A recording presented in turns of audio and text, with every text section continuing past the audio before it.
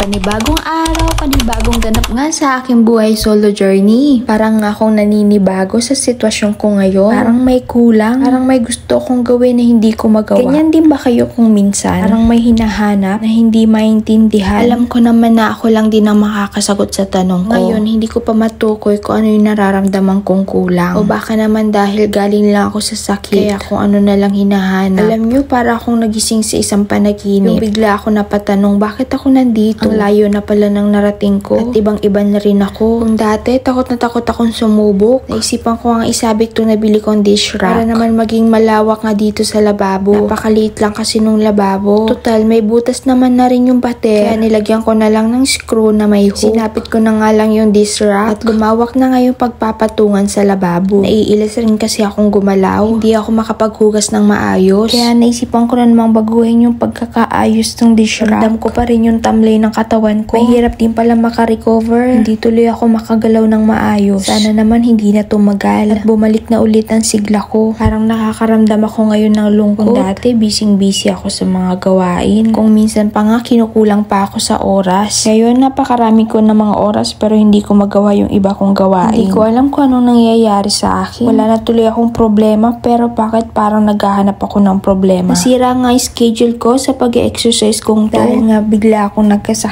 Simula lang yun nung nag-jogging nga ako. Habang nag-jogging kasi ako, naambunan ako. Tapos yung singaw ng kalsada, amoy na amoy ko. Sakit lang sa ulo. Balikan lang nga ako nun. Sa sentro na nga ako inabot ng sobrang lakas na ulan. Tapos dying pa ako. Buti na lang nalabanan ko. Iniisip ko kasi kapag nahimatay ako sa kalsada, wala sa akin tutulong kasi mag-isa lang ako. Halos hindi na ako makahinga sa mga oras na yon. Naninikip na ang dibdib ko at nilalamig na rin. Ngayon ko lang yung na-experience. Buti na lang meron akong kainan na malapit lang na kapag inom pa ako ng tubig, na nga ako nahimasmasan. Matagal na ako nakakabili ng leggings pero sobrang ganda ng quality nito. Ang comfortable lang gumalaw at may bulsa pa siya sa magkabilang side. Kaya naman tamang-tamang pang jogging. Medium size nga yung kinuha ko pero sobrang sikip pa rin sa akin. Ganda ng quality ng pagkatela niya. Original na original. Tamang-tamang pang exercise. May magagamit na nga ako kapag nagja-jogging.